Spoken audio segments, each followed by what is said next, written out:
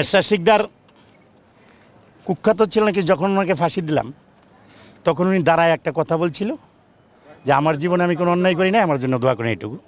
আর বাংলা ভাই যেটি কথাটা বলছে সেটা ছিল উনার মনে অন্য কোনো কথা নাই, উনি খালি বলছিল যে মরার পরে যেন আমার ছবিটা না ওঠানো হয়, এইটুকুই। আর অন্য কোনো কিছু আমি শুনি নাই বা দেখিনি।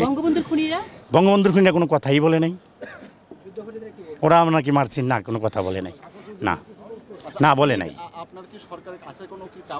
আমার সরকারের কাছে একটাই চাওয়া, হ্যাঁ আমার সরকারের কাছে শুধু একটা চাওয়া, আমি বাকি জিন্দিগিটা যেন, আমার তো কেউ নাই, বাড়ি নাই, ঘর নাই, কোথায় থাকবো তার কোনো ঠিকানা নাই, যেন সরকার আমাকে একটু থাকার ব্যবস্থা এবং চলার ব্যবস্থাটা করে দেয়, আমার আর কিছুই চাওয়া নেই।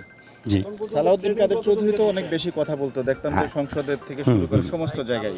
তা সে সময় কি সে চুপ ছিল নাকি আসলে কি চুপ থাকলেও তার মানে বোঝার কি চেষ্টা করেছিলেন যে কেমন? না, ওই সমস্ত নিয়ে চুপচাপই ছিল মোটামুটি।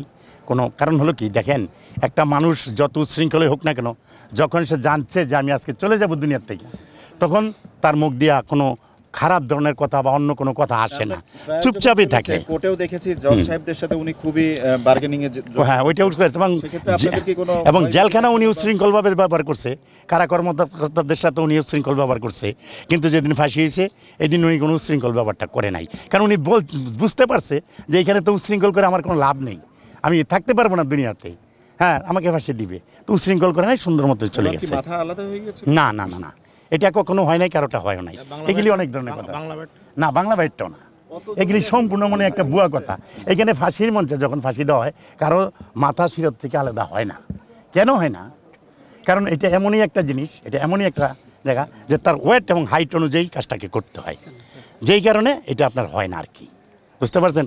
আর যেগুলি বলে জেলখানা থেকে, তো অনেকে অনেক ধরনের কথা বলে জেলখানা, তো দেখেন আমার আরেকটা কথা হলো কি জানেন, আমার মতো অনেক বন্দি কয়েদি আছে যাদের 569 ধারায় তাদের হয়ে রয়েছে, কিন্তু 22 বছরের উপরে হয়ে গেছে, 25 বছর হয়ে গেছে বা 23 বছর হয়ে গেছে, কিন্তু বাড়াইতে পারতেছে না। হ্যাঁ, মনির ফাঁসি যাওয়ার আগে বলছিল যে আমাকে একটা সিগারেট দেন, আমি সিগারেট খাবো। ঠিক আছে, থ্যাংক ইউ ভাই। এখানে ট্রেনিং তো মনে করেন সব জেলেই দেওয়া হয়েছে বা আগে পরে, আমি মোট 10 জন। ও কিন্তু আপনার সাথে যাদের বাড়িতে যাচ্ছেন উনি কই? হ্যাঁ আছে, আরো লোক আছে আমার সাথে।